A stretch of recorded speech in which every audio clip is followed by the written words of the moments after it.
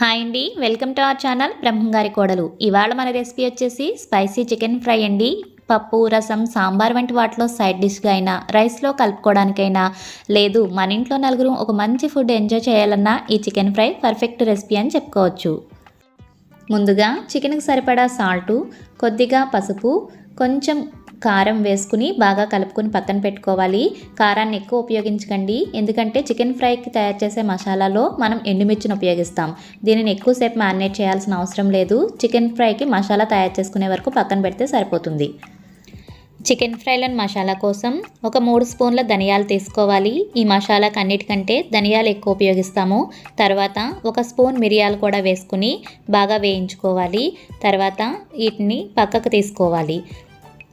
ఇదే ప్యాన్లో 1.5 స్పూన్ జీలకర్ర, 1 బిర్యానీ ఆకు, 1 దాల్చిన చెక్క, 5-6 లవంగాలు కూడా వేసుకుని బాగా వేయించుకోవాలండి. ఇవన్నీ బాగా వేడెక్కిన తర్వాత వీటిని పక్కకు తీసుకోవాలి. తర్వాత ఇదే ప్యాన్లో ఎండుమిర్చిని కూడా తీసుకుని బాగా వేయించుకోవాలి. తర్వాత వీటన్నిటిని మిక్సీ జార్లోకి తీసుకుని మెత్తని పౌడర్లా తయారు చేసుకుని పక్కన పెట్టుకోవాలి.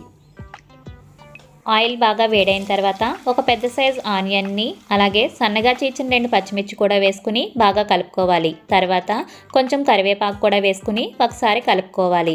ఈ ఫ్రైని కనుక రైస్లో కలుపుకోవడానికి చేసుకున్నట్లయితే కొంచెం ఆనియన్స్ని ఎక్కువ వేసుకోండి. సైడ్ డిష్గా అయితే కొంచెం ఆనియన్స్ తక్కువ వేసుకోవచ్చు.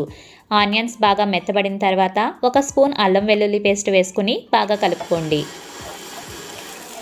ఉల్లిపాయలు బాగా వేగిన తర్వాత మనం ముందుగా మ్యారినేట్ చేసుకున్న చికెన్ కూడా వేసుకుని లో టు మీడియం ఫ్లేమ్లో ఫ్లేమ్ని అడ్జస్ట్ చేసుకుంటూ మధ్య మధ్యలో కలుపుకుంటూ చికెన్ను ఉడికించుకోవాలి.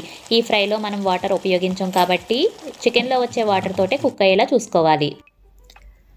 చికెన్లో వాటర్ అంతా పోయి నూనె పైకి తేలిన తర్వాత ముక్క కలర్ ఇలా చేంజ్ అయిన తర్వాత మనం ముందుగా తయారు చేసుకున్న మసాలా పొడిని దీనిలో వేసి కలుపుకోవాలి.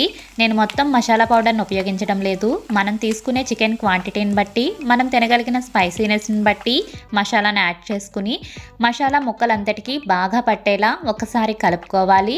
ఆ తర్వాత కొద్దిగా కొత్తిమీర కూడా వేసుకుని మూత పెట్టుకుని 2 నిమిషాలు కుక్ చేసుకోవాలి. మిగిలిన మసాలా పౌడర్ని ఏదైనా మూత ఉన్న బాక్స్లో వేసుకుని తర్వాత ఫ్రై చేసుకున్నప్పుడు ఉపయోగించుకోవచ్చు. ఎండుమిర్చి వేయించుకునేటప్పుడు కూడా మీరు తినే స్పైసీనెస్ని బట్టి ఎండుమిర్చి క్వాంటిటీని తీసుకోవాలి. 2-3 నిమిషాల తర్వాత చికెన్ను పక్కకు దించుకుని సర్వ్ చేసుకోవడమే. మీకు కనుక ఈ వీడియో నచ్చినట్లయితే వీడియోని లైక్ చేయండి. మన ఛానల్ని సబ్స్క్రైబ్ చేసుకోవడం మర్చిపోకండి. Thank you for watching.